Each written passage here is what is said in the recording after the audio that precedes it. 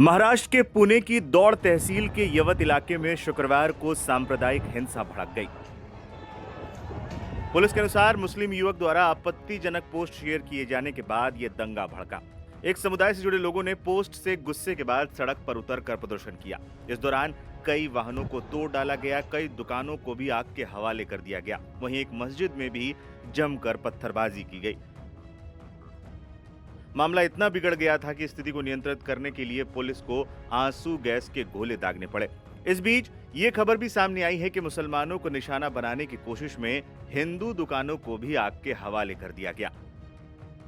पुणे जिले की यावत गांव में हुई सांप्रदायिक तनाव की वजह से एक बेगुनाह शख्स की जिंदगी भर की कमाई जलकर राख हो गई। घटना तब हुई जब एक बेकरी को सिर्फ इस संदेह में आग के हवाले कर दिया गया कि वो एक मुस्लिम शख्स की है।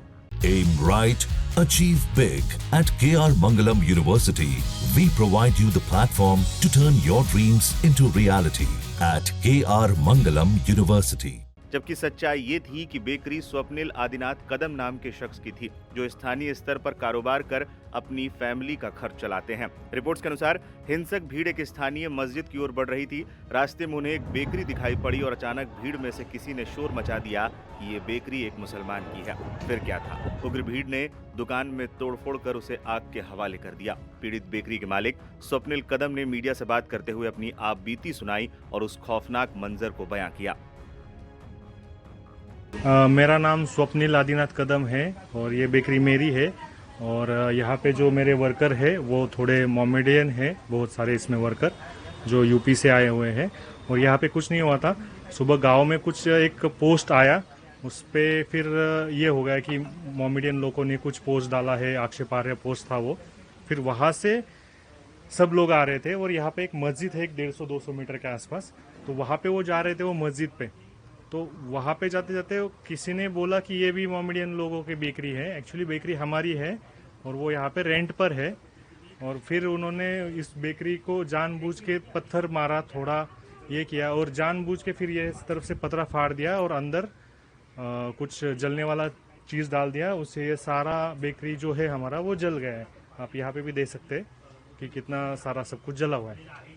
और जो भी पोस्ट हुआ है या जो भी हुआ है उसमें हमारा मतलब कोई नहीं है, हमारे कोई वर्कर का भी कोई उसमें ये नहीं है कि उसका कोई रिश्तेदार है, पहचान वाला है, ऐसा कुछ इसमें कुछ इनका संबंध नहीं है। पोस्ट डालने वाला लड़का कहाँ का? पोस्ट डालने वाला लड़का यवत गांव का ही था कोई।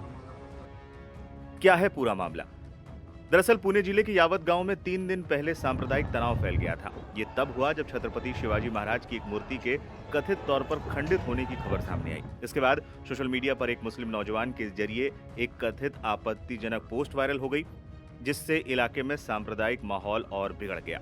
पोस्ट का मामला 26 जुलाई का था, लेकिन हिंसा के अचानक भड़कने के पीछे एक और वजह बताई जा रही है। मीडिया रिपोर्ट्स के अनुसार गुरुवार को यवत में गोपीचंद पडलकर, विधायक संग्राम जगताप और अन्य लोगों ने भड़काऊ भाषण दिए थे, जिसके बाद यवत में माहौल तनावपूर्ण बन गया था।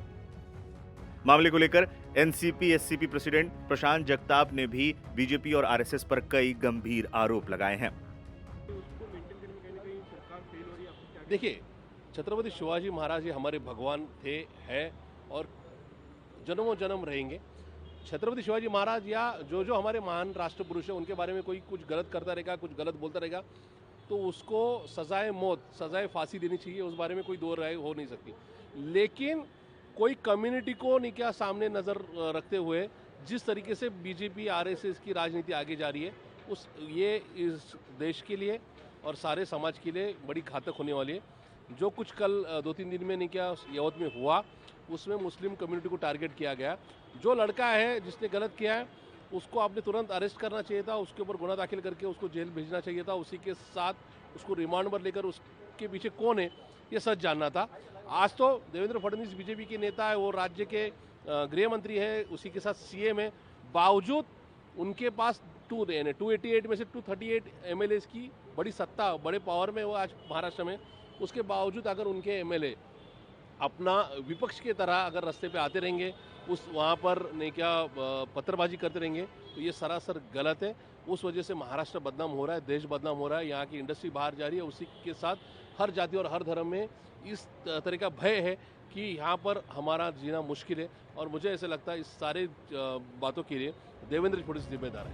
घटना के बाद गांव में तनाव बना हुआ है और पुलिस मामले की जांच में जुट गई है। स्थानीय प्रशासन ने लोगों से शांति बनाए रखने की अपील की है। तोड़फोड़ की गई थी, कुछ प्रार्थना स्थल पे भी पथरावबाजी किया गया था लोगों की तरफ से। दोनों जमाव एक साथ आए थे, तो उन्होंने जो कायदा सुव्यवस्था हाथ में ली थी उसके खिलाफ में पुलिस स्टेशन यवत में कुल 5 ऑफेंस रजिस्टर्ड है। 150 से ज़्यादा नाम पुलिस ने इनलिस्टेड किया है और उनके खिलाफ हमारे पास एविडेंस के तौर पर कुछ वीडियो फुटेज जो हमको प्राप्त हुए हैं और सीसीटीवी फुटेज भी हमारे पास प्राप्त हुए हैं।